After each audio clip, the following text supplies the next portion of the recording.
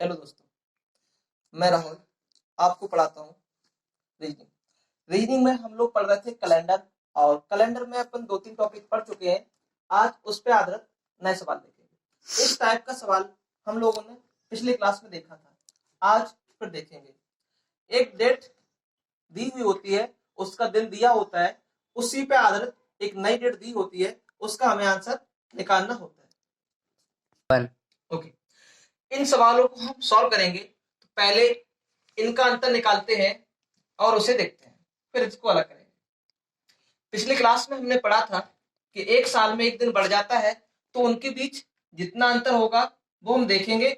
उसके अलावा उनके बीच आई हुई लीप ईयर भी देखते हैं। 1941 से 1947 इनके बीच अंतर कितना है? तो कहोगे 6 साल। 7 से 1 गया 6। अब उसके बीच कुछ लीप ईयर आई होंगी, वो हम देख लेते हैं साइड में लिख के।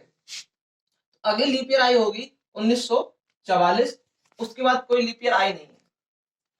1941 और 1947 के बीच में सिर्फ और सिर्फ एक ही लीप ईयर आई होगी, 1944। तो यहाँ पर जो लीप ईयर निकली हमें सिर्फ एक मिली है, और हमारे पास विषम दिन जो निकल के आए 6 + 1 7 दिन हो गए। क्या समझाया हमने? पहले इनका नॉर्मल अंतर देखेंगे जो कि 6 आया, उसके बीच लीप ईयर देखें तो इनके बीच सिर्फ और सिर्फ एक लीप ईयर थी 7।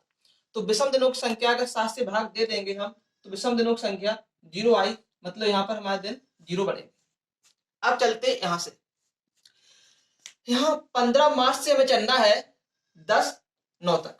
देखते हैं, तो मार्च में हमारे होते हैं 31 दिन, जो हम पहले देख चुके हैं, और इसमें 15 दिन हो चुके हैं। अगर मार्च में 15 दिन हो चुके तो बचे दिन कितने होंगे? 16। हम लिखेंगे मार्च 16। मार्च के बाद आता है अप्रैल। अप्रैल में होते हैं 30, और जो हम कोड याद करा चुके हैं 30 7 से भाग देंगे, 7 चुको 28, तो 2 दिन बचते हैं। अगर 31 दिन है तो 7 से भाग दोगे तो 3 दिन बचते हैं। हम डायरेक्टली लिखेंगे, जहाँ 30 होंगे वहां 2, जहाँ 31 होंगे वहां 3। मार्च के बाद आता है अप्रैल। अप्रैल में होते हैं 30, मतलब 2। अप्रैल के बाद आता है मई। मई में होते हैं 31, मतलब 3। मई के बाद आएगा जून। जून में होते हैं 30, 2। जुलाई। जुलाई में हो जाएंगे आपके 31, मतलब 3। जुलाई के बाद आता है अगस्त। अगस्त में होते हैं 31। और सितंबर। सितंबर तक हम गए हैंगे, और सितंबर में गए सिर्फ और सिर्फ 10 दिन। सितंबर में गए हैं, हमने क्या बोला है? 15 मार्च से हमें 10 सितंबर तक जाना था। तो मार्च, अप्रैल, मई, जून, जुलाई, अगस्त, सितंबर। तो यहाँ पर हम 16 दिन चले थे, प्लस 2 दिन, 3 दिन, ऐसे सब हमने जोड़ दिए, जो आए हमारा आंसर। 7 का भाग यहीं पहले दे देते हैं। 7 का भाग जो 16 लिखे हैं, 7 का भाग 16 में देंगे, 2 बार जाएगा। 10 का भाग यहाँ 7 में भी दे देते हैं, तो यहाँ 3 से बचेगा। सबको ऐड करते हैं, और जो 7 से ज्यादा हो उसे हम घटाते रहते हैं। 2 2 4, 4 3 7, 7 से 7 गया 0, 3 2 3 2 5, 5 3 8, 8 से 7 गया 1, 3 और 1 4।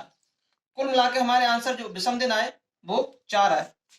अगर तुम ऐसे नहीं कर पाते तो सब नंबर को ऐड कर सकते हो, तब भी आंसर सेम आएगा। 2 2 4 3 7, 7 2 9, 9 3 12, 12 3 15, 15 3 18, 18/7।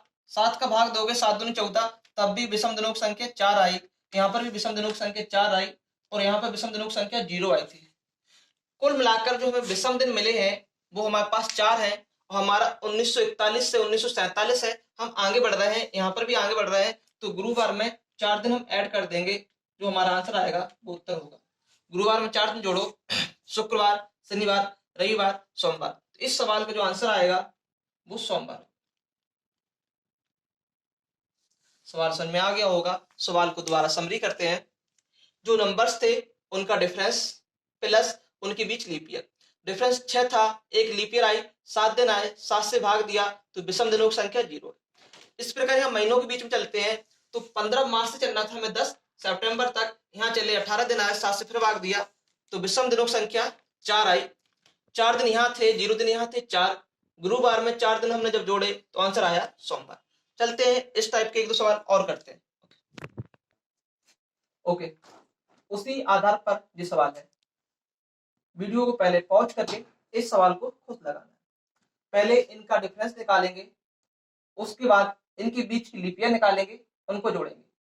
1738 से 1750, तो उनके बीच जो अंतर होगा दिख रहा सीधा सीधा, 10 से 8 गया 2, 4 से 3 गया 1, 12 साल सीधा सीधा डिफरेंस है। उसके अलावा इसमें कुछ लीप ईयर आए होंगे, उन्हें देख लेते हैं। 1738 के बाद एक जो लीप ईयर मिली होगी हमें 1740, फिर मिली होगी 44, उसके बाद मिली होगी हमें 48 और हमारी खत्म होगी। तो 1738 से 1750 के बीच जो लीप ईयर आए वो हमें 3 है, 1740, 1744, 1748, इसलिए हमारी लीप ईयर 3 हो।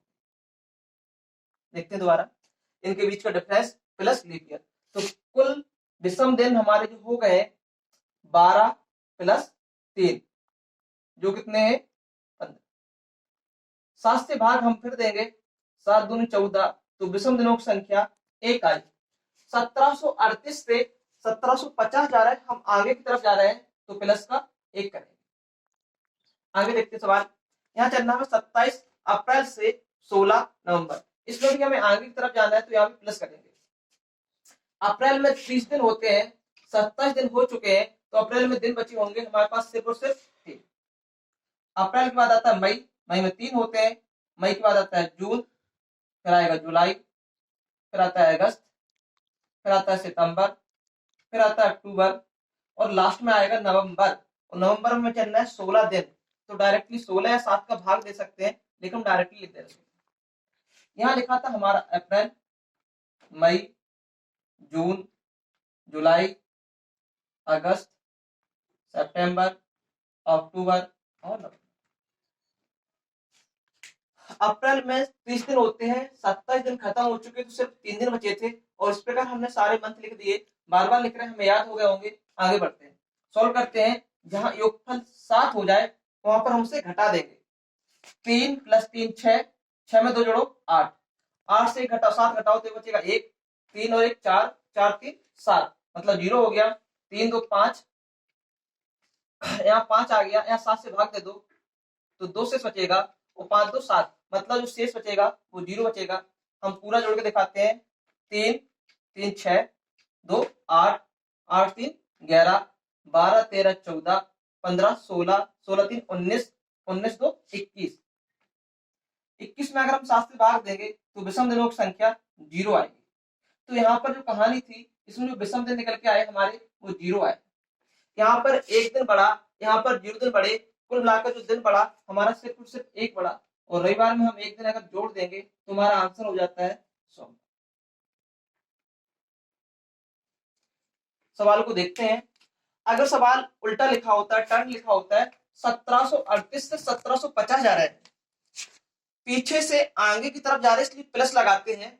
अगर कभी सवाल उल्टा लिखा हो 1750 से 1738, तो जो प्रोसेस सेम होती है, बस निशान यहाँ माइनस का लगा देते हैं।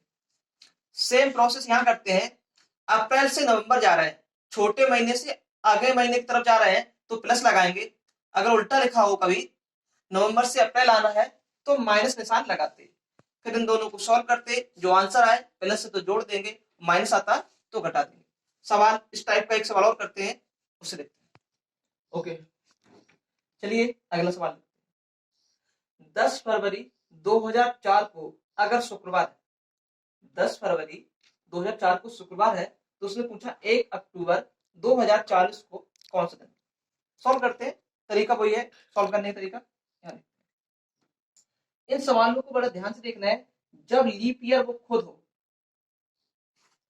जब लीप ईयर वो खुद हो तो इन सवालों को बहुत ध्यान से देखना, नहीं तो सवाल गलत होने के चांस रहते हैं। सबसे पहले इनका डिफरेंस लेते हैं। इनका डिफरेंस आएगा 4 और 40 का डिफरेंस जो आया वो 36 है। यहां तक कोई परेशानी नहीं है। और देखते हैं, आगे देखते हैं। इसमें लीप ईयर देखना है, ध्यान से देखना है लीप ईयर की कहानी कहां तक है। अगर 2004 को तुम ध्यान से देखोगे तो 2004 लीप ईयर है, और 2004 लीप ईयर है, और हमने चला कहां से था, 10 फरवरी से चलना चालू किया था। कहां से चला था हमने, 10 फरवरी से। इसका मतलब 2004 जो लीप ईयर होगी वो हमें लेनी पड़ेगी, 2004 हमें लेनी पड़ेगी, क्योंकि 10 फरवरी के बाद आगे चलेंगे तो 29 फरवरी हमें मिलती है।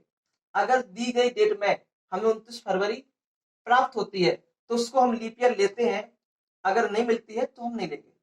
फॉर एग्जाम्पल अगर यहाँ लिखा होता है 5 मार्च 2004, तो मार्च जब आ गया था तो अप्रैल की 29 फरवरी कहानी खत्म हो जाती। तो ये 2004 हमारी लीप ईयर है। तो इसमें लीप ईयर की संख्या हम देखते हैं साइड में। 2004 तो हमारी लीप ईयर सीधी सीधी है। उसके बाद क्या 1 अक्टूबर 2040 फिर हमारी लीप ईयर है, तो ये भी 2040 लीप ईयर है। हाँ, इसमें भी जो 2040 चल रही है उसमें भी हम अक्टूबर तक जा चुके हैं, इसका मतलब 2040 भी हमारी लीप ईयर होगी। उसके बीच जितनी लीप ईयर आएंगे हम सब लिख दे रहे हैं। 4 फिर होगी 8, 12, 16, 20, 24, 28,